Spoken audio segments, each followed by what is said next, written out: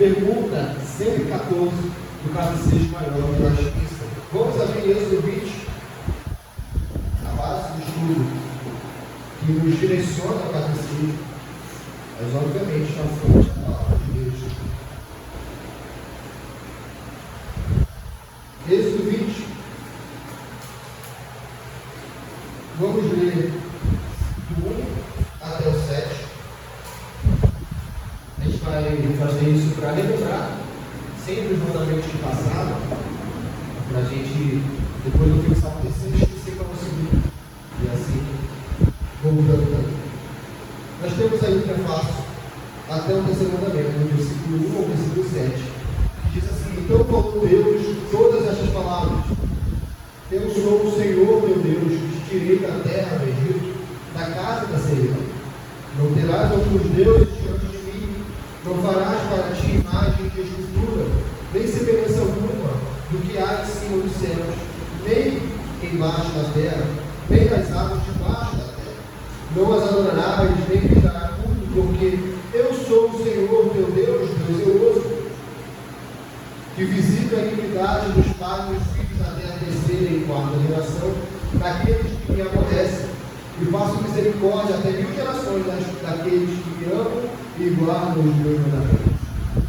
Não tomarás o nome do Senhor teu Deus em vão, porque o Senhor não terá por inocente que tomar o seu nome em vão. Versículo 7, que nós vamos nos ater hoje, mais uma vez. Diz assim: não tomarás o nome do Senhor teu Deus em vão, porque o Senhor não terá por inocente o que tomar o seu nome em vão. Para a gente recapitular, nós já vimos em outros estudos em que o mandamento, o terceiro mandamento, ele pode ser estruturado dessas 4 formas. E quando a gente coloca essa estrutura na introdução do estudo, é a fim de nós recapitularmos aquilo que já foi dito aqui nas aulas pelo irmão Israel ou pelo irmão Vinícius. Nós temos conteúdo, exigências, proibições e razões anexas. Nós tivemos série de estudos sobre proibições, que foi especificamente a pergunta 113 do Catecismo Maior de Westminster. Nós tivemos o estudo, exigências, aquilo que requer, e nós tivemos o conteúdo junto com as exigências. E hoje a gente vai ver as razões anexas. Então, o que é o conteúdo do mandamento? Qual é o conteúdo do mandamento? O conteúdo do mandamento é: não tomarás o nome do Senhor teu Deus em vão, porque o Senhor não terá por inocente aquele que tomar em vão o nome do Senhor seu Deus. Esse é o conteúdo. O conteúdo do mandamento é esse. Nós temos as exigências. O terceiro mandamento exige santo e reverente uso dos nomes, títulos, atributos, ordenanças, palavras e obras de Deus. Essas são as exigências do mandamento. E nós temos as proibições. Quais são as proibições? O terceiro mandamento proíbe toda a profanação ou abuso das coisas por meio das quais se faz conhecer. Okay? E nós temos as razões anexas. Embora os transgressores escapem do castigo dos homens, o Senhor nosso Deus não os deixará escapar do seu justo juízo. Hoje nós vamos ver as razões anexas, que são aquilo que estão ali contidos para lhe dar maior força. Qual é a razão anexa do terceiro mandamento? O terceiro mandamento, nem todo mandamento tem razão anexa. O terceiro mandamento tem, que é: embora os transgressores escapem do castigo dos homens, o Senhor nosso Deus não os deixará escapar do seu justo juízo. Então, é isso que a gente vai se concentrar nessa manhã, se Deus assim nos permitir. Então, vamos seguir. A pergunta é: quais são as razões anexas ao terceiro mandamento? Eu só lembrando, consideração durante o estudo ou pergunta, só levantar a mão. É sempre muito importante a participação de todos. Então, quais são as razões anexas ao terceiro mandamento? A resposta: as razões anexas ao terceiro mandamento, contido nessas palavras: o Senhor teu Deus, e porque o Senhor não terá por inocente alguém que tomar em vão o seu nome. Percebeu? Ele não está falando que esse é o conteúdo do mandamento. Esse não é o conteúdo. Ele está agora focalizando nas razões anexas. Ok? O O conteúdo ele já viu. É todo o versículo 7 de Êxodo 20. Esse é o conteúdo. Agora, esse conteúdo, nós podemos destrinchar. E hoje está destrinchando, colocando somente a parte das razões anexas. O teu Deus, okay? Teu Deus, e porque o Senhor não terá inocente aquele que tomar em vão o seu nome. Porque o mandamento poderia ser somente: não tomarás o nome do Senhor em vão. Teria a mesma instrução. Concorda? A mesma instrução. Não tomarás o nome do Senhor em vão. Mesma instrução. Quando a gente vai resumir, a gente vai falar assim: é não tomar o nome de Deus em vão. Não está nada errado nisso. A gente está resumindo novamente. Assim como a gente resume o segundo mandamento. Não fazer imagens, está resumindo o segundo. Mas quando a gente vai destrinchar o mandamento, ele não está apenas nisso. Ele não está apenas em não tomar o nome do Senhor em vão como instrução para o nome de Deus. Ele tem razões anexas para a força. Ele vai especificar quem é esse Deus. Esse Deus é o teu Deus. Esse Senhor é o teu Senhor. É teu. Okay? Esse Deus aqui está sendo exclusivo. Na maneira que o mandamento, a gente vai anotar isso, vai destrinchar isso. Na maneira que o mandamento aqui está expresso, ele está relacionado a uma relação especial de Deus com o seu povo. Ok? E a ameaça. Porque o Senhor terá no inocente e tomar o seu nome em vão. Mais uma vez, a gente tem que lembrar que a Bíblia contém promessas e ameaças. Promessas e penalidades. Bom, então, aquele que mostra a pena se descumprir a justiça. E seguindo, cabeça espanhol, isso aqui, a gente está destrinchando, cabeça espanhol, nós vamos ver no 6:14. Seguindo, são porque Ele é o Senhor, o nosso Deus. Portanto, o seu nome não deve ser profanado, nem por forma alguma abusada por nós. Especialmente porque ele estará tão longe de absorver e poupar os transgressores deste mandamento, que não os deixará escapar de seu justo juízo, embora muitos escapem das censuras e punições dos homens. É interessante como a gente enxerga o mandamento de maneira reversa do que está no catecismo. Por quê? Porque quando a gente se depara na nossa vida cotidiana, nós vemos as pessoas profanando o nome de Deus, e quando eu falo de profanar, eu vou lembrar as séries de estudo que a gente vemos, memes na internet, falar o nome de Deus de maneira frívola, conversas, enfim, tudo que nós já vimos. Tá? Tudo que nós já vimos. Nós estamos, já eu falo, praticamente há 7 semanas, falando só sobre o terceiro mandamento.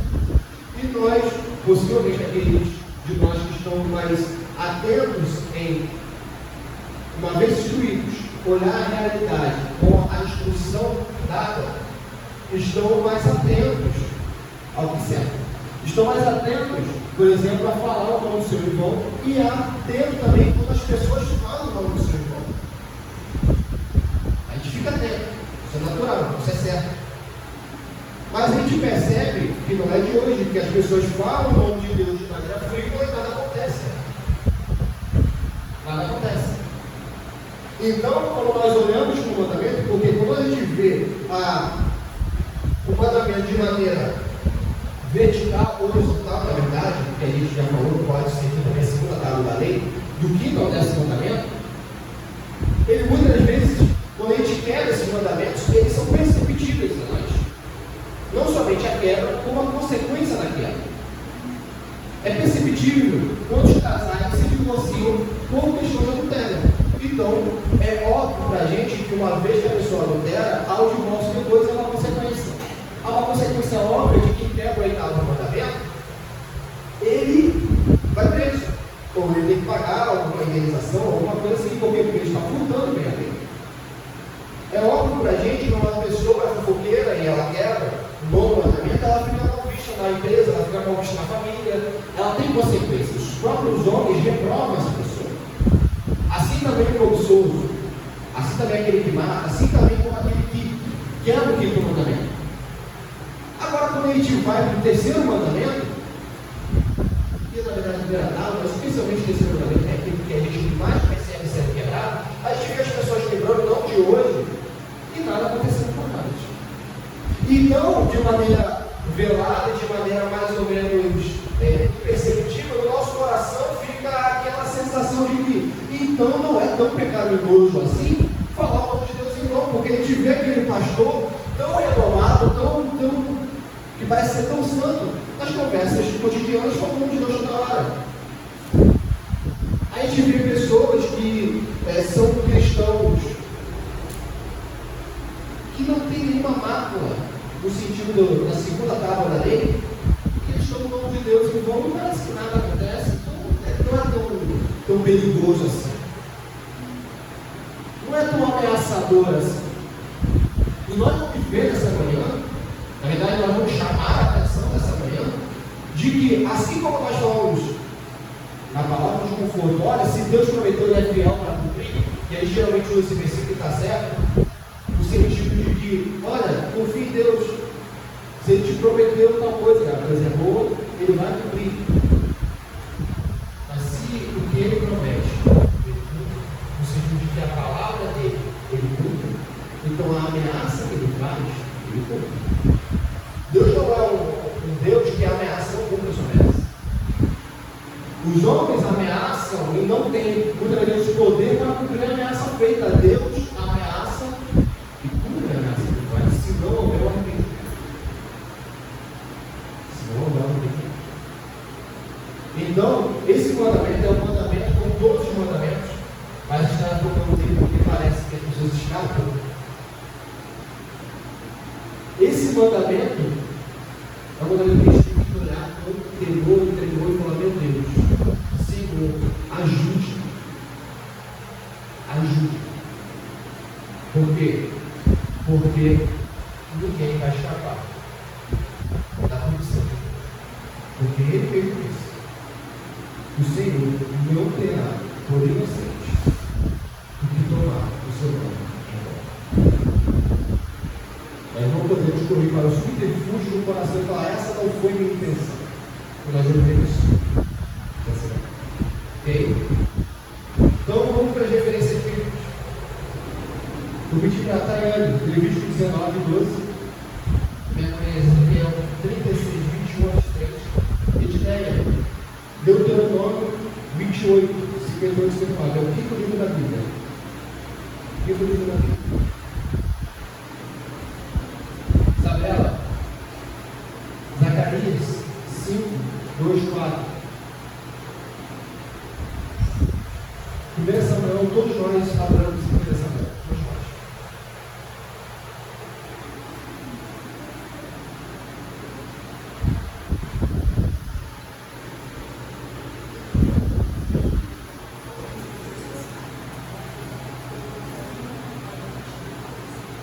Deuteronômio 28, 58-50.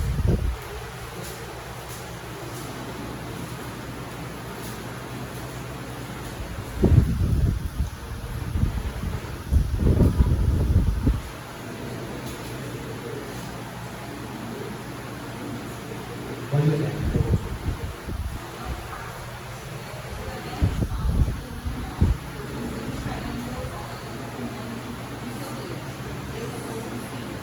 Não faça juramento falso, porque vocês estariam profanando o meu nome. Eu sou o Senhor poderoso. Tá? Mais uma vez, Deus está lembrando que Ele é um Deus especialmente no meu. Especial. Eu sou o Senhor teu Deus. E o que a gente pode vir na nossa mente? Não é fácil. Ele é o Deus dos hebreus que tirou os hebreus do Egito, da casa da servidão. Ok? Então, essa série de referências bíblicas é o que o nome de Deus não deve sofrer a morte, que é a proclamação portal da sua soberania, majestade e santidade. Ezequiel 36:21-23. Mas tive compaixão pelo santo nome, e a casa de Israel profanou a proclamação da casa de Deus. 21:23. Diz, portanto, a casa de Israel: assim diz o Senhor Deus, não é por amor de vós que eu faço isso. Ó casa de Israel,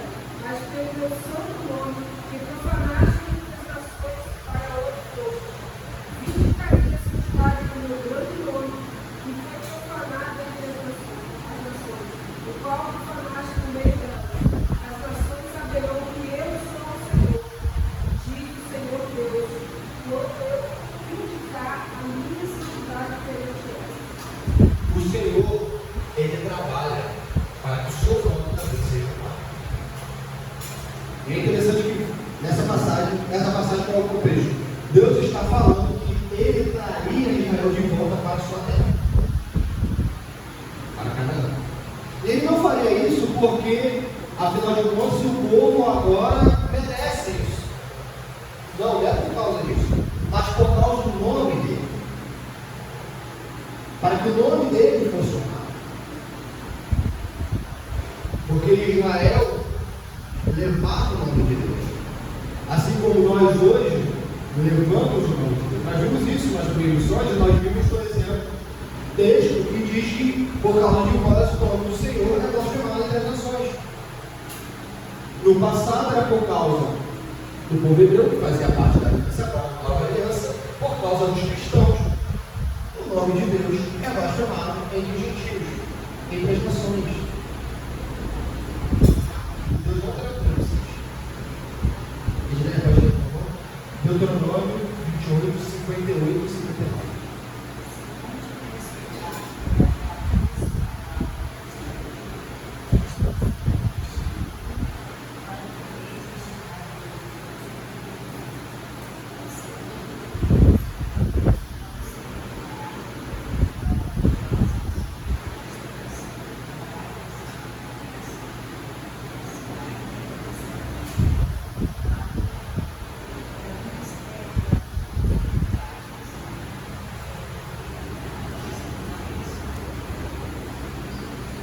Olha só, o Senhor fala em Deuteronômio 58, se não tiverdes cuidado, se não tiverdes cuidado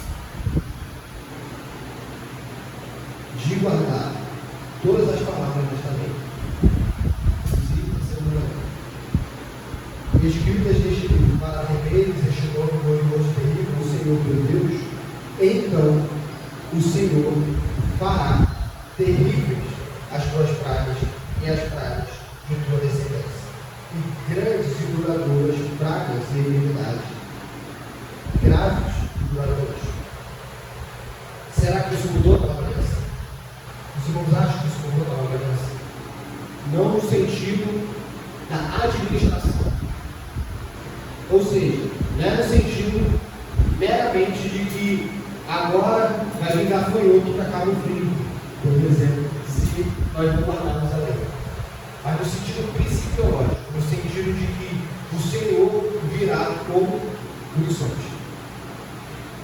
É nesse sentido. É o que nós temos na doutrina do pacto.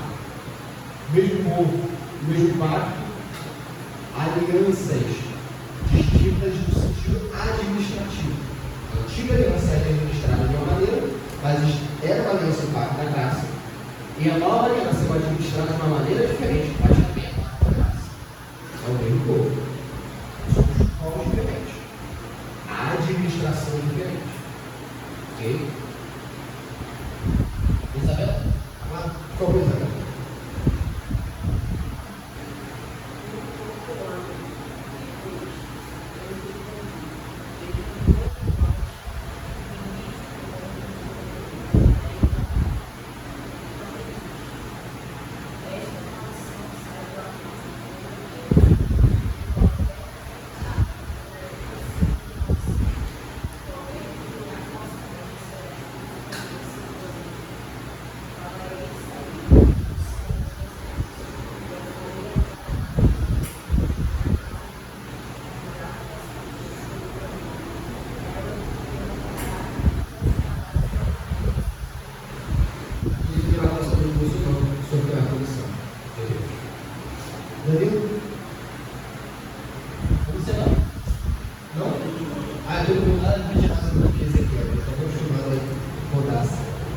Vamos lá.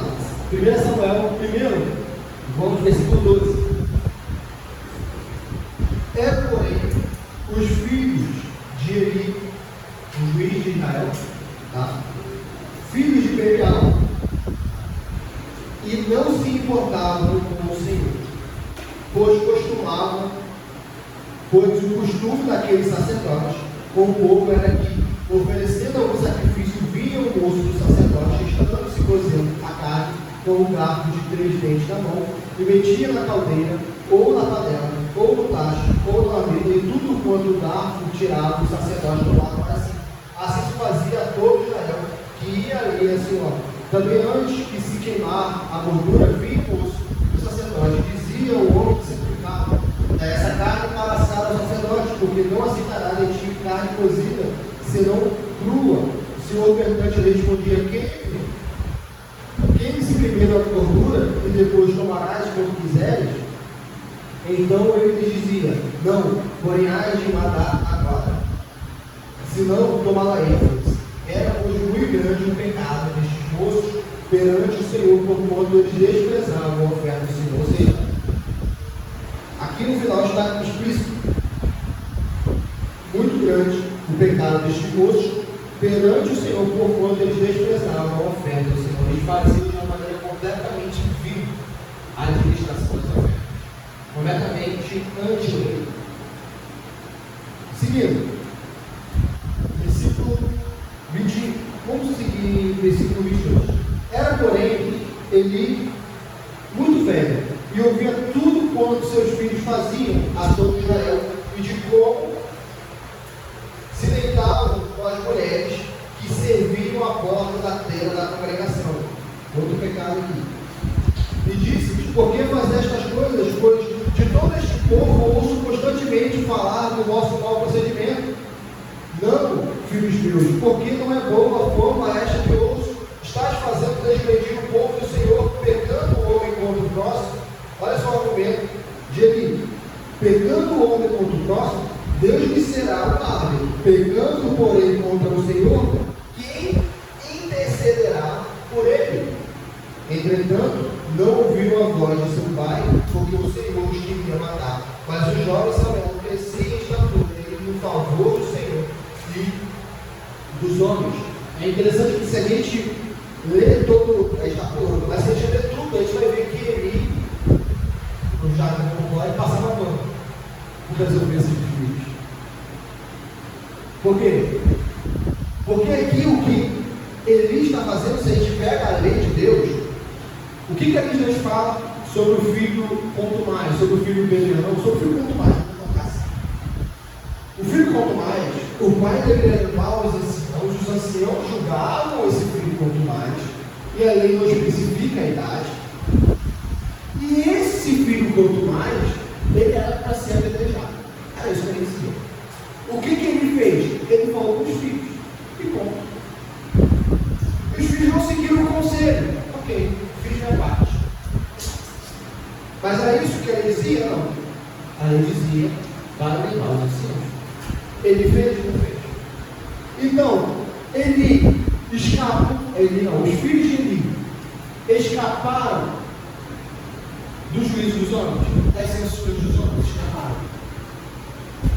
Eles não foram punidos. O pai não puniu, os anciãos não puniram, ninguém puniu. Ninguém puniu os filhos. Na verdade, se a gente se coloca naquele ambiente, a gente já vê como eles estavam tendo lucro e só tendo benefícios. Meus irmãos, o objeto de desejo, de luxúria dos homens, não muda. Muda a forma como eles pegam. Os homens que hoje acham, a sua pecaminosidade, de ter muitas mulheres é ter muito prazer, é a mesma coisa dos homens do passado. Então, os homens do passado, ainda mais a gente ouvindo aqui, que as mulheres serviam a porta da congregação, se deitavam com eles, os homens do passado olhavam para isso e falavam: eles estão sendo beneficiados nas suas práticas. Estão comendo mais, estão mudando, estão se deitando com mulheres. Estão sendo beneficiados. Vamos agora para 1 Samuel 3, 13.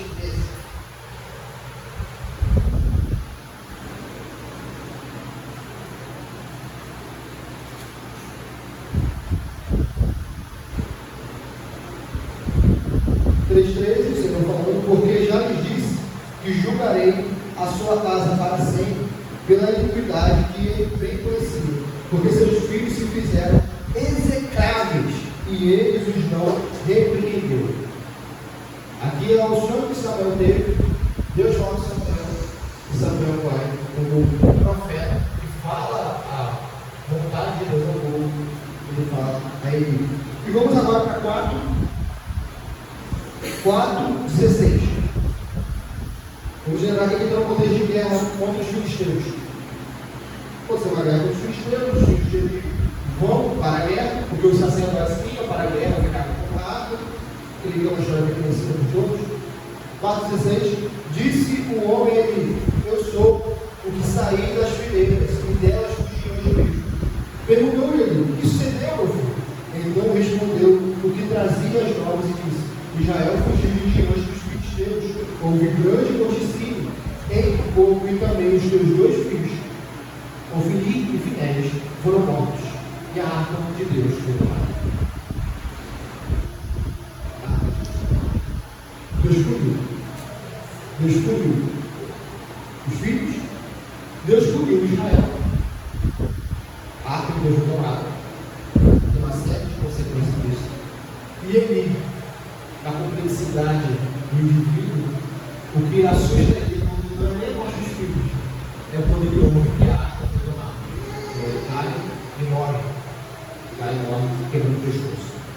Mas, o que nós vamos nos esperar essa manhã, como temos falado, é que aqueles que zombam o nome de Deus serão com certeza punidos por Deus, embora possam escapar do juízo dos homens. É como aquele rei que achou que fosse escapar do juízo divino que o profeta tinha proferido. Ele falou: vou trocar a roupa com o rei de Judá. E ele troca a roupa com o rei de Judá, achando que o povo está ali perseguindo. Perseguindo, acho que é Josafá, o rei na época, não lembro agora. Eu acho que é Josafá.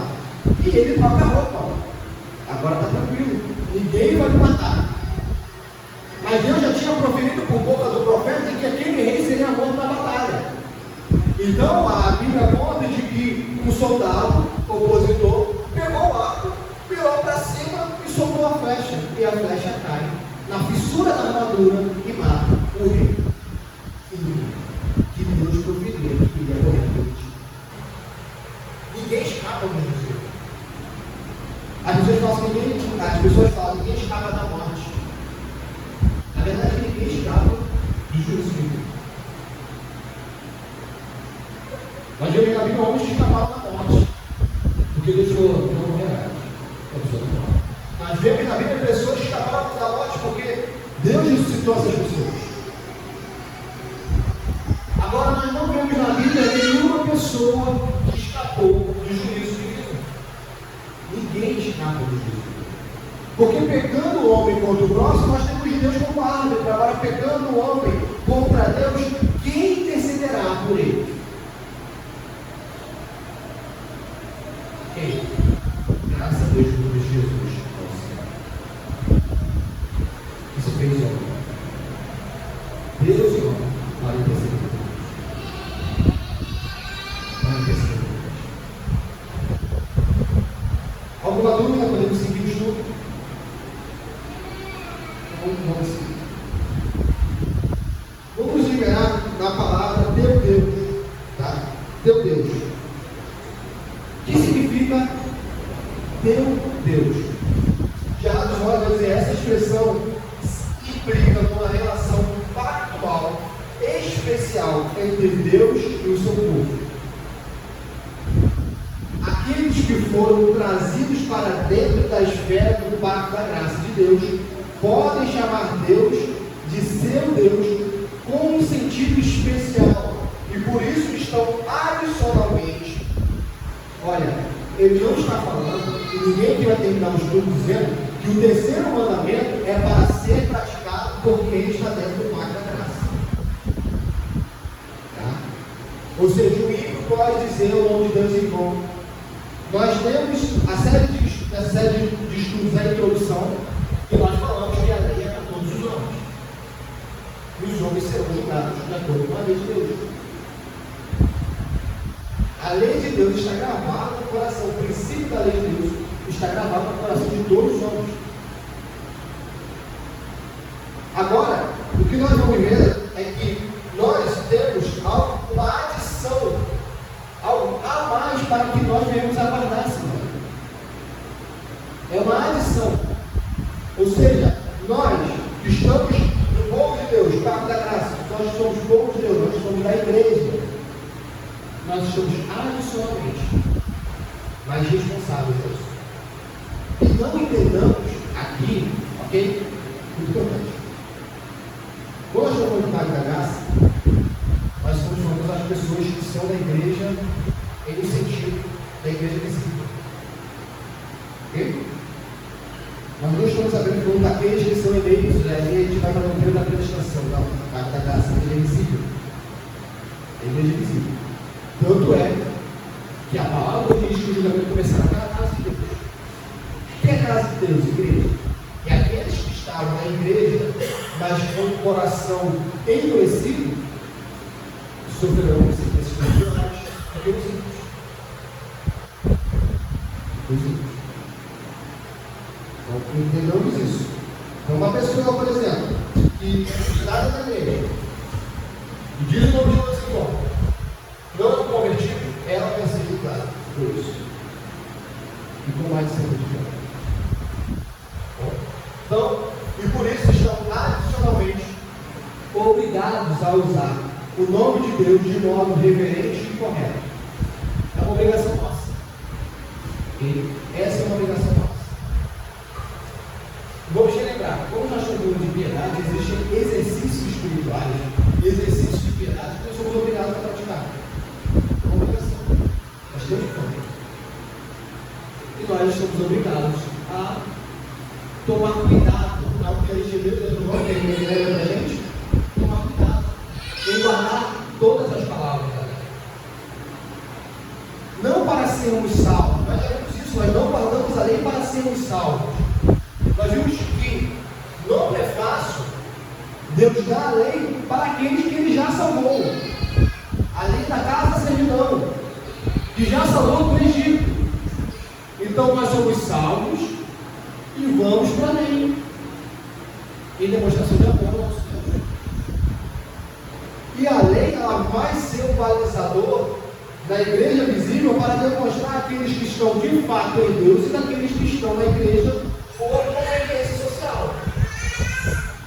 Acho que os frutos bons já eram pouco que algumas pessoas adentram pelo ser da igreja e por causa de profundo de Deus por prestígio social. Por isso foi prestígio social.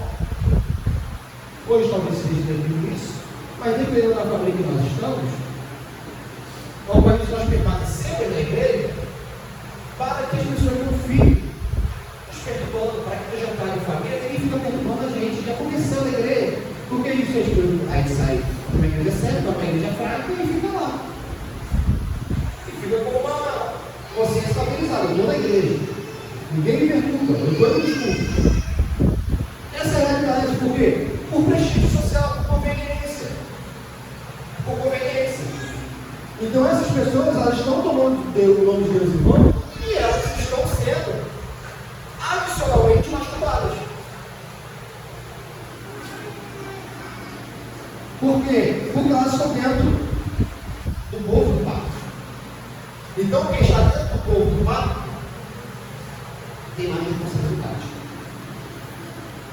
Não, mas eu não acredito que pessoas que estejam no pacto tenham a possibilidade de ir para o inferno. Vamos abrir Mateus 8.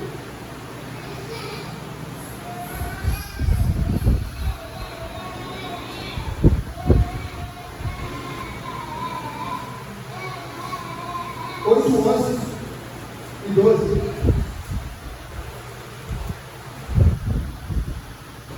Mateus 8, versículo 11 e 12. Quem abriu pode ler, por favor? Mateus 8, 11 e 12. Diz que muitos virão do Oriente e do Ocidente e tornarão lugar da mesa com Abraão, Isaac e Jacó, no reino do céu.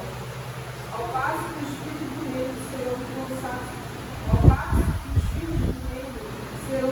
para fora, nas trevas, até haverá choro e ranger de dor. Versículo 12. Ao passo que os filhos do reino, quem são os filhos do reino nesse contexto aqui? Nesse contexto aqui é Israel. Porque deles eram as alianças, deles são as alianças, deles são as promessas. Deus se revelou primeiro a eles. Então, nesse contexto aqui, quem são os filhos do pacto? Israel. Então, quem são os filhos do reino? Nesse contexto aqui, Israel. E Jesus está falando que, ao passo que os filhos do reino serão lançados para fora, nas trevas, ali haverá choro e ranger de dentes. E a gente conecta com Romanos. O que Romanos vai falar? Que os ramos naturais foram tirados. Por quê? Porque não permaneceram em fidelidade. E os ramos, as oliveiras bravas, os ramos que não são naturais, foram enxertados e Paulo adverte: olha, se os ramos naturais foram tirados para não obedecerem, tu, que é oliveira brava, que não é natural, cuide muito mais. Porque aquele que não poupou os naturais, não poupará. Mas a gente acha que ele poupará mais. A gente acha que tudo bem com cumprir a lei de Deus, ou menosprezar. Cumprir, como ele sempre fala, ninguém cumpre. Mas menosprezar a lei de Deus, isso é uma coisa ímpia.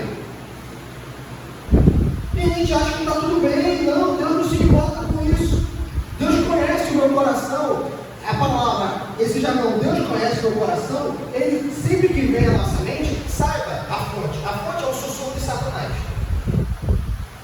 Deus conhece o meu coração. Não o sussurro de Satanás.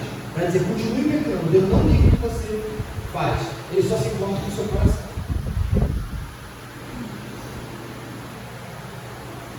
É isso que a palavra diz. Então, o fato de nós estarmos na igreja não significa que, ora, eu posso levar a vida como for, nós estamos na igreja, eu fico cansado. Na verdade, não. Na verdade, há muito mais responsabilidade. Porque quando éramos ímpios, quando praticávamos a nossa impiedade, nós só sujávamos os nossos nomes. Agora, dentro da igreja, dentro do povo do pacto, quando nós praticamos a impiedade, nós não sujamos apenas os nossos nomes, nós sujamos o nome de Deus. O nome de Deus é isso. Então, cuidado com eles.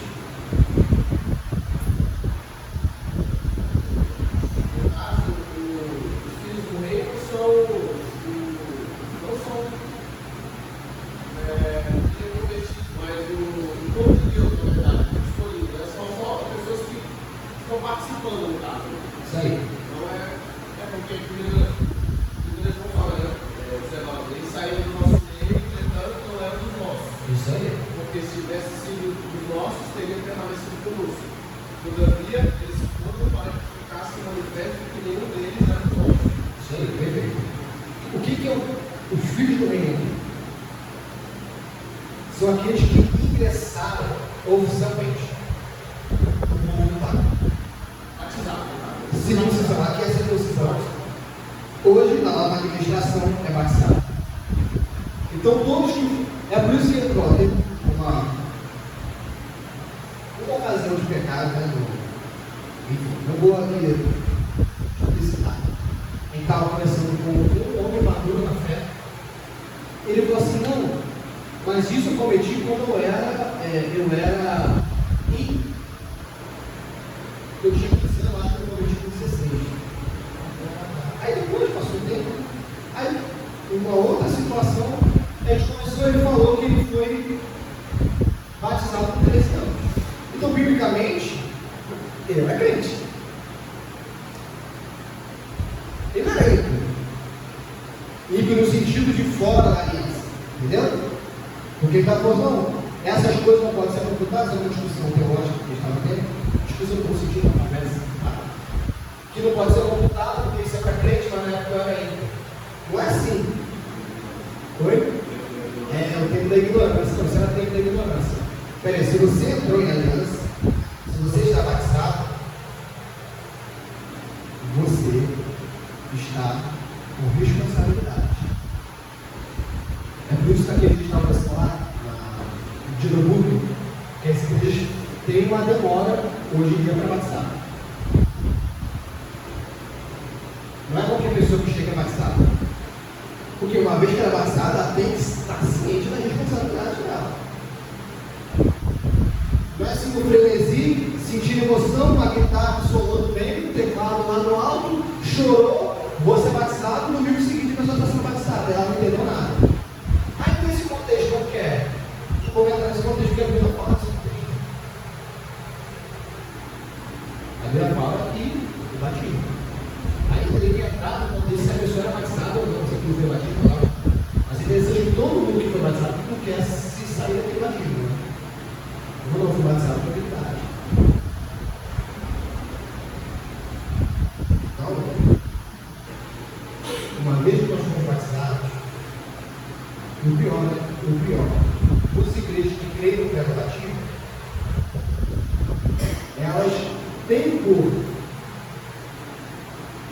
implicação, né, teológica, motivo teológico, tardar o batismo a fim de que a pessoa esteja inscrita quando chegar aos 13 anos e sai da fé. Mas a pessoa chega aos 13 anos e não sabe nada. Mas ela está ligada na razão que ela vai fazer, ela sabe. Aí pergunta quem é trindade. Quando você não sabe. O que é justificação? Ele não sabe. Qual é a sua responsabilidade para com Deus no pacto? Para com Deus na igreja? Ele não sabe. Ele sabe que o pai dele é crente, ele é crente, ele é batizado. Não adiantou nada demorar até 13, 12 anos para a pessoa ser batizada. Não adiantou nada. Ele foi batizado, não sabe nada.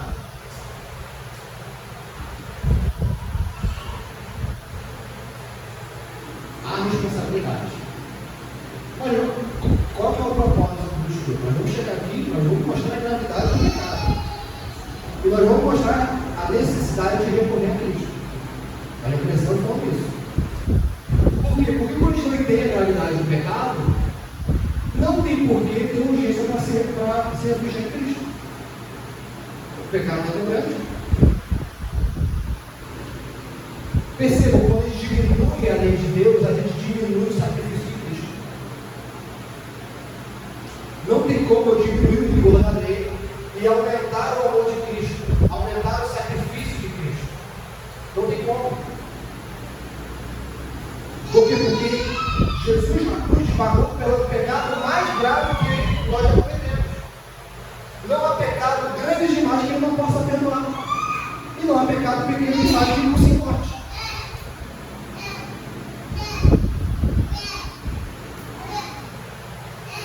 Então, muitas vezes, nós como cristãos, nós não queremos nos considerar culpados.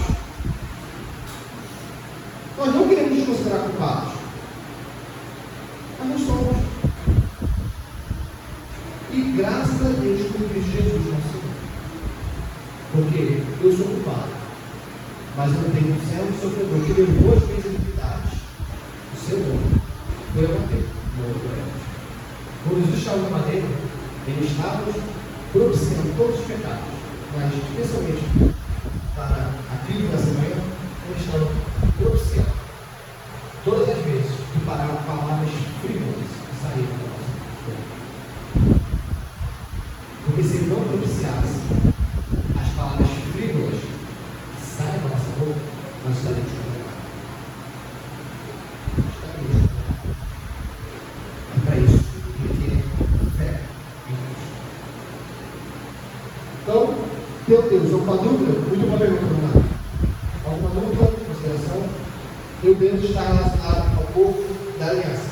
Quem ingressou na aliança? Na antiga dispensação, circuncisão. Na nova dispensação, batismo. Ok? Então, biblicamente falando, aqueles que têm 10 anos que são batizados, eles não estão biblicamente na aliança. Porque não foram ingressos. Então, é ingressão. Ok? Batizado, ele vai ingresso. Então, o que significa? A responsabilidade. Mas quando os dois batismos público ou Todo batismo é público. eu tenho o batismo de modo que a pessoa recebe o Espírito e o são dois? Não, só esse batismo está falando de Atos, por exemplo, é o período dispensacional em que o Espírito Santo está revelando pessoas que deveriam receber o batismo público. Como assim? Que são quando tem esse batismo com o Espírito Santo vem primeiro e depois veio batismo né? Você quer ver? Cornélio. Cornélio primeiro veio o Espírito Santo. Por quê? Porque Pedro não ia mais a Cornélio. Pedro é judeu. Tanto é que quando Pedro vai e volta para a igreja judia, o povo começa a perguntar: por que você batizou um prosélito? Você batizou um prosélito, é isso mesmo? Você batizou um prosélito? Aí Pedro falou: como que eu poderia recusar aquele que o Espírito Santo aceitou? Porque o Espírito Santo desceu sobre ele. Aí o povo apaziguou e falou: fizeste bem em batizar. Mas você não vê isso acontecendo depois. Ah, não são com gentios. Aí você tem Pentecoste, Atos 2, Cornélio, aí desceu o Espírito Santo. Os pentecostais fazem uma salada mista disso, né? Então você tem descida, Pentecoste, cumprindo a profecia de Cristo. Pentecoste, Atos 2. Atos 1. Atos 2. Atos 2. Depois você tem Cornélio, Atos 10. Não sei se está. Atos 10. Depois você tem a descida do Espírito Santo com os gentios.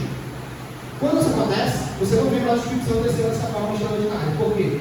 Porque o Espírito Santo testificou que prosélito e gentio fazem parte de igual gradação que o israelita. Eles são partícipes da aliança de igual modo ao israelita. Por quê? Pensa, se o Espírito Santo não tivesse descido do prosélito, o que o judeu poderia dizer? Ele é um cristão em grau menor. Por que o Espírito Santo não desceu sobre ele? Que é o que o judeu tinha na mente do prosélito. O prosélito não podia entrar em determinada parte do templo. Ele era de Israel. Ele era prosélito, mas ele era abaixo. Quando o Espírito Santo desce da mesma forma, o prosélito, ele está mostrando o quê? O prosélito e o israelita são iguais. Deus não faz exceção de pessoas. Quando o Espírito Santo desce sobre os gentios, da mesma forma, ele está mostrando que, olha, não é só o israelita e o prosélito que são iguais. É o israelita e o prosélito e o gentio. Então, por isso que em Atos, você tem essa diferença. Eu assisto dois momentos do Espírito Santo descendo. Ele descendo de um período de tempo no comparativo com essas duas pessoas, prosélitos e gentios. Ok? Então é por isso, para mostrar que somos um ponto só. Mostrar o quê? Nova aliança, nova administração. Na antiga aliança se havia hierarquia, na nova aliança não há mais. Claro? Isso aí os pentecostais fazem muita dificuldade. Falar, você é um ambiente maravilhoso, o Espírito Santo sobre você e você fala em línguas. Então você está superior. Mas não é isso que ele vai pensar. Então quem é a igreja pacto? Aqueles que fizeram muito a profissão de fé. Aquele que ficou para essa consideração. Vai ligar muito a profissão de fé. Ok? Vamos só. Os irmãos, a gente está falando sobre esse mandamento. Vigilâncias, olha, tudo isso, tudo mais. Estou batismo, povo de Deus. Estou falando batismo do pacto. Visivelmente. Ok? Isso não significa que quem não é batizado não é escolhido de Deus. Não significa isso. Pessoas foram regeneradas, se morreram sem batismo do coração. Ok? Mas o que está querendo botar aqui? Colocar a gradação de que se for batizados, temos responsabilidade. Se nós formos batizados, para a responsabilidade sobre nós. É essa a questão. Ok? Então, relação pactual ou obscurecida. Essa verdade é negada ou obscurecida pelas noções vulgares da paternidade universal de Deus e da irmandade dos homens. Se todos os seres humanos já são filhos de Deus, fora da redenção e da adoção, e se todos os seres humanos já são irmãos na família de Deus, então, obviamente, o ensino bíblico de um povo especial da aliança chamado do mundo para a comunhão com Deus perde todo o seu sentido e razão. Ou seja, Deus não é Pai no sentido de adoção de tudo. Se a paternidade está ligada a Criador, aí mas pai de adoção, de família. Como que pode ser utilizado o pai para todos os homens? Como São João é pai da adoção. Todo mundo sabe que São João não é pai de fato. Está comigo, viu? A gente deveria assim. Agora, em relação de adoção, Deus não adotou todo mundo. Ele não adotou. Ele adotou seu povo escolhido, que creu em Jesus. E aí a gente pode entrar na história da aliança e da adoção, da prestação. Mas ele não adotou todo mundo. Se a gente consome muita TV, no cinema, Deus é pai de todo mundo. Mas na Deus não é pai. Acabamos de ver aqui os filhos de Eli. E agora a relação não só factual, agora na relação de verdade e real. Por isso que a Bíblia é difícil de entender. Os filhos de Eli são filhos de Belial. A gente não leu isso? Desenho.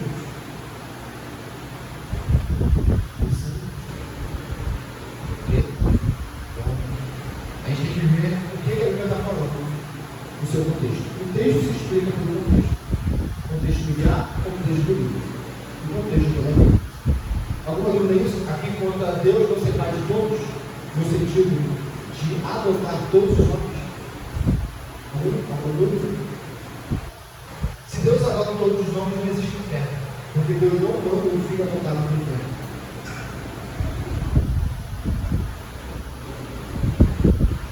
O pacto absoluto e completo é uma convenção voluntária, aliança ou acordo entre pessoas distintas a respeito da ordem e dispensação de coisas sobre seus poderes, com interesse e proveitos comuns. É o que foi firmado no Monte Sinai, que foi firmado na nova aliança. Okay? Nós, estamos dentro do pacto, temos que ter interesses comuns com o regulador do pacto. O pacto poderia ser distinguido, mas a gente não fala do pacto. Porque as palavras são importantes para Deus. Vamos abrir todos. Deuteronômio 12.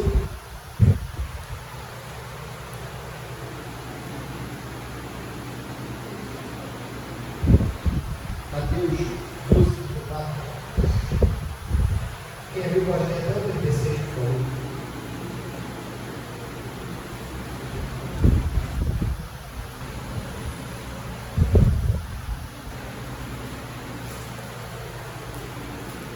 Massa de víboras, ou podeis falar coisas boas sendo maus, porque a boca fala está cheio do coração.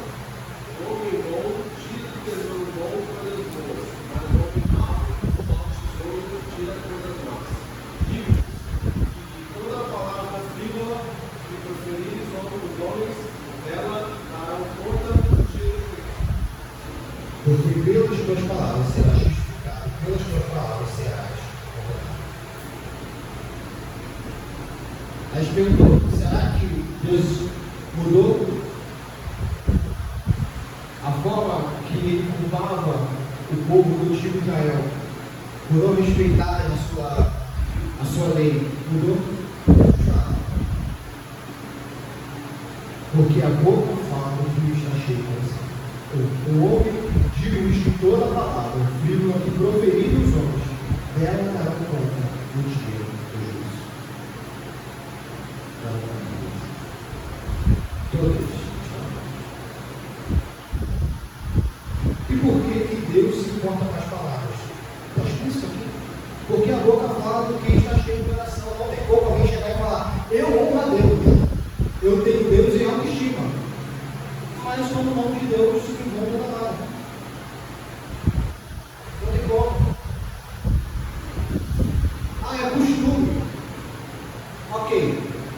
Mas esse costume, vamos supor que não sei quem é aqui também, chegou para tirar a habilitação do moto, carro, da coisa, e já dirigia antes, é complicado. É complicado, porque você vai com vícios. Todo mundo sabe que para você virar para a direita, você não precisa virar a sua cabeça, o seu ombro, para você ver o retrovisor.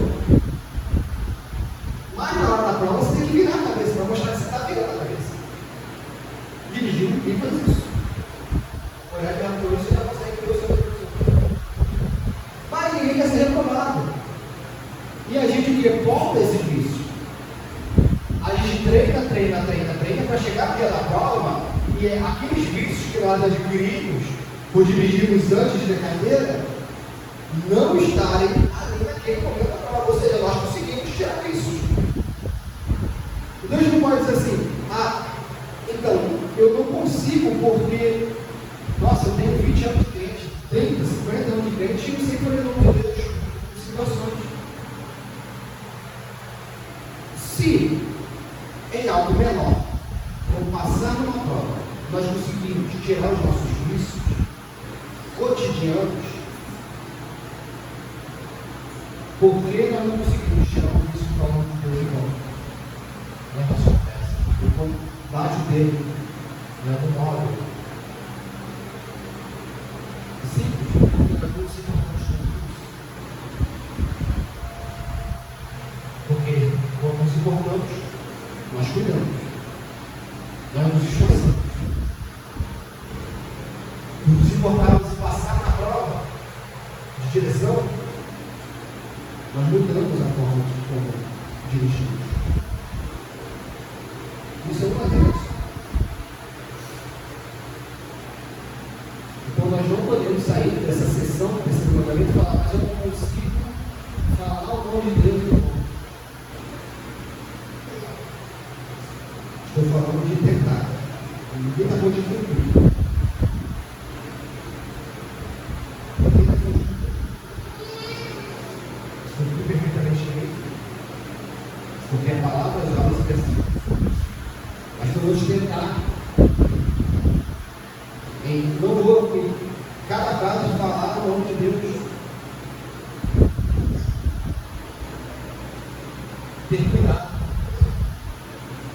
Ter cuidado. Henriques diz, a regra segundo a qual tudo que o homem almeja em seu coração, a tal ponto que o centro de seu ser esteja saturado disso, mas cedo ou mais tarde será revelado em seu modo de falar, seja o bem ou o mal igualmente. A boca fala que está cheia do coração. Não existe uma pessoa que fale e não pense conforme fala. Não existe isso. Na verdade, muitas vezes ela não quer pensar aquilo, mas ela não batalhou o suficiente para tirar aquilo do coração dela. Então, em um momento de ira, ela despeja. Ela é pecadora, é claro, e depois ela se arrepende. Mas ninguém pode falar o seu estado no coração. Tá? Mas nós somos pecadores. Nós somos pecadores. Ele continua, cada pessoa permanece plenamente responsável pelo que ela é. Pensa, fala e faz. Cada pessoa permanece plenamente responsável pelo que ela é. Meus pais, a culpa é dos meus pais. Não. Então, é nossa. Nós somos responsáveis pelo que pensa. O ser humano tem liberdade. Nós não temos livre-arbítrio, não temos livre-arbítrio. A liberdade da gente. E é onde nós mais exercemos a nossa liberdade é nos nossos pensamentos. Então, se nós não estamos pensando nas coisas de Deus, a culpa é de quem? É de Deus? Porque na esfera que nós temos, vamos colocar assim, tanta liberdade, a gente faz o que a gente quer. Sai da minha cabeça. Eu vou pensar nas coisas de Deus.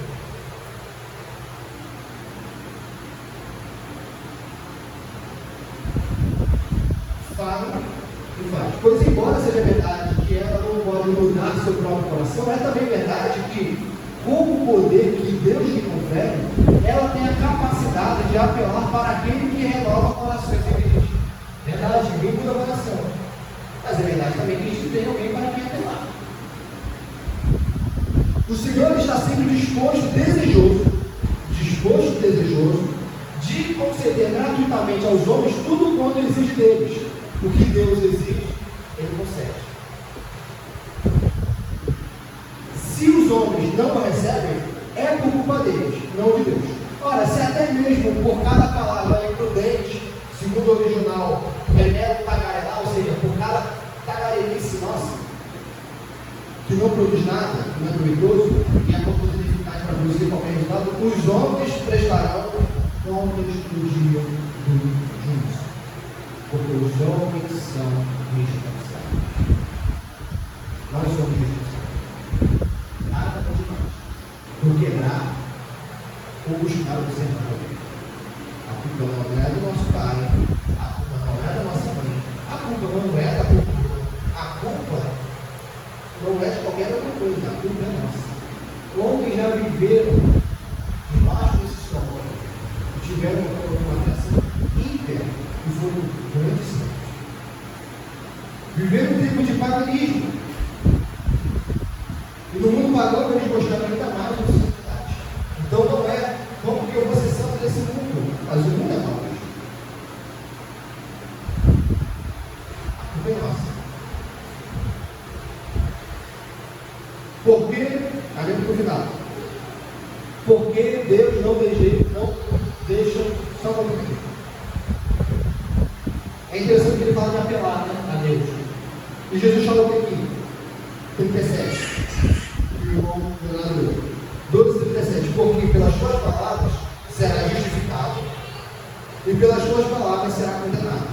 Aí Paulo, irmão 10, vai falar que com o coração se crê e com a boca se confessa para a salvação. A boca tem um instrumento de ligação. O justificado, ele confessa. Ele confessa os seus pecados. Ele confessa Cristo Jesus. Ele busca lutar com uma boca que tem um meio. Lembremos disso, a nossa boca tem um meio. A nossa boca, em última instância, não é nossa. Os nossos pensamentos, em última instância, não são nossos. Nós temos um meio, Jesus Cristo, que é Senhor sobre a nossa boca e pensamento. E Ele vê o que sai da nossa boca e o que nutre os nossos pensamentos.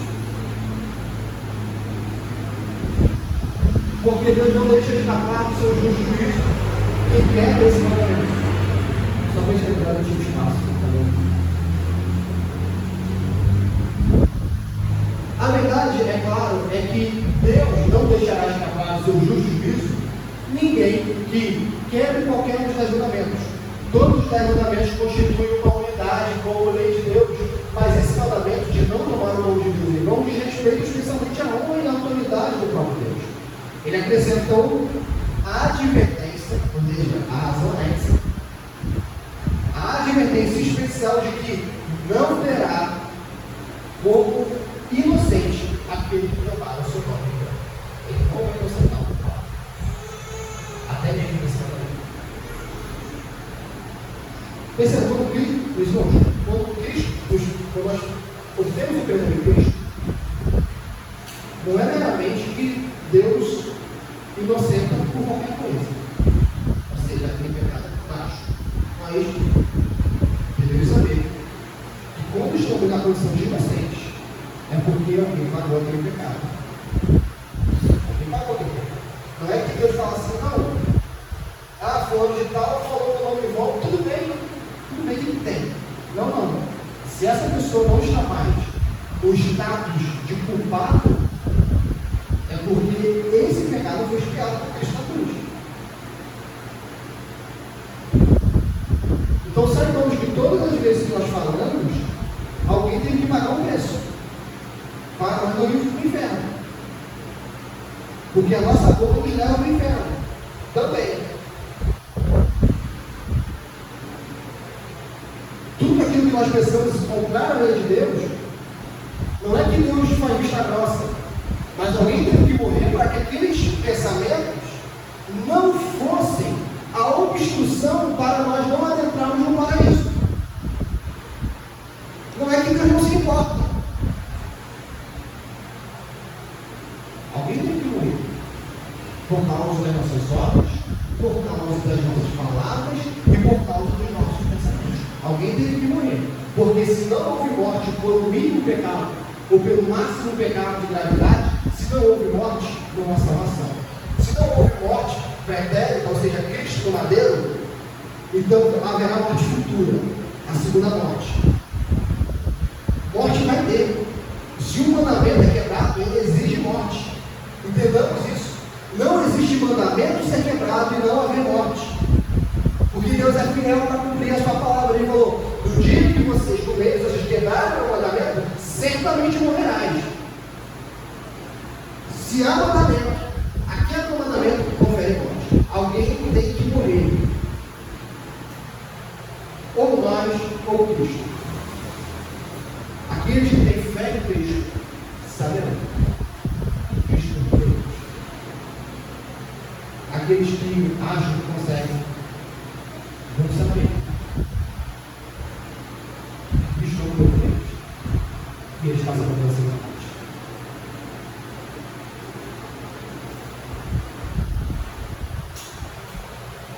Queridos pais, é normal escapar das censuras e punições dos homens que tomam o nome de Deus em vão? Sim. Parece que não existe aqui já foi no contexto dele, século XX, meados do século XX. E já estava bom lá, agora está pior. Agora está tudo pior.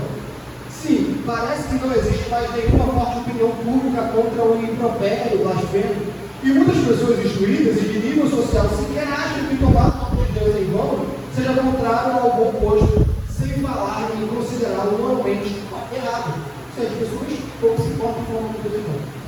A literatura popular está cada dia mais tolerante com a linguagem irreverente e obscena.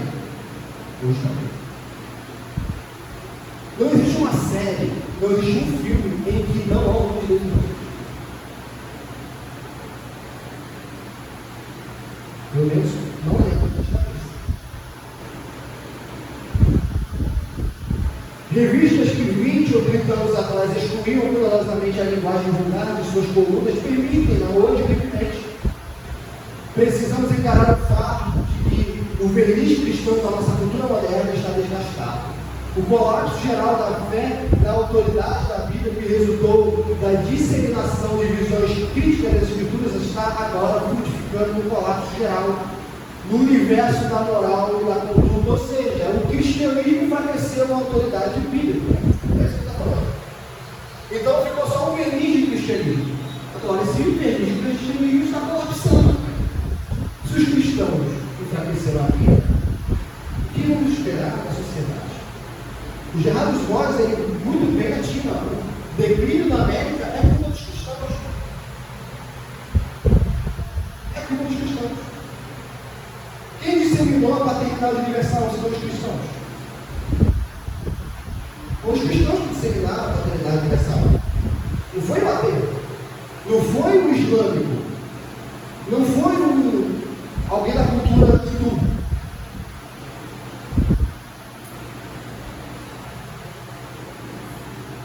O quase restrito crescimento da linguagem indecente é um sintoma dessa cultura entre a autoridade da palavra e o povo da palavra.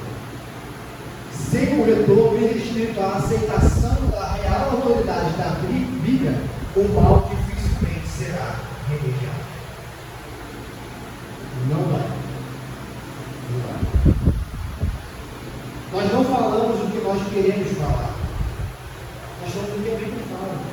E algumas vezes é doloroso. Mas que somos nós para gerar a autoridade? Doar o nome de Deus ou elevá-lo em nosso discurso ou profissão é algo extremamente importante. Nunca devemos fazê-lo sem entender a solene responsabilidade envolvida nisso. Que esse seja, portanto, nosso objetivo constante. Assim nós temos que ter que assistir. Nosso objetivo constante deve ser cultivar a máxima reverência para o Deus, seus nomes, em cada esfera da vida. De acordo com a nossa responsabilidade, porque nós somos responsáveis. Vamos abrir para finalizar e depois as perguntas. Já que eu vou fazer a advertência, vou colocar aqui os dois. Vamos abrir todos.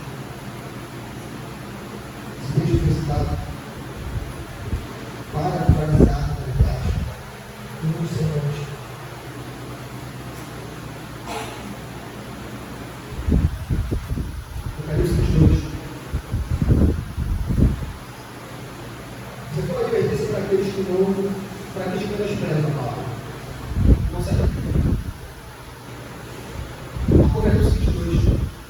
Versículo 10 diz: disse-me ainda, não segues a palavra do terceiro livro, porque o tempo está próximo. Continue o justo fazendo justiça, continue o imundo ainda sendo imundo, o justo continue na prática da justiça, e o santo continue a santificar-se. E eis que venho sem demora, e comigo está o galardão que tenho para retribuir a cada um segundo as suas obras. Eu sou o alfa e o ômega, o primeiro e o último, o princípio e o fim. Bem-aventurado aqueles que lavam as suas vestes no sangue do Cordeiro, para que lhes assista o direito à árvore da vida, e entrem na cidade pelas portas. Fora ficam os cães, os feiticeiros, os impuros, os assassinos, os idólatras e todo aquele que ama e pratica a mentira. Meu Jesus enviou um anjo para os testificar estas coisas grandes. Eu sou a raiz da vida, a geração, eu sou a raiz da geração da vida, a brilhante estrela da manhã, o Espírito e a noiva, dizendo: aquele que ouve diga vem, aquele que vem, aquele que tem sede, vem, e quem quiser receba de graça a água da vida. Buscar e primeiro o reino de Deus e a sua justiça. Muitas vezes nós buscamos o reino de Deus e dissociamos da justiça. É uma busca como qualquer outra coisa, não tem nada. Busca pelo reino de Deus e sua justiça. Todas aquelas coisas terríveis serão acrescentadas. Reino de Deus, justiça de Deus. Vamos orar e vamos partir com as perguntas. São só 5 hoje. Oremos.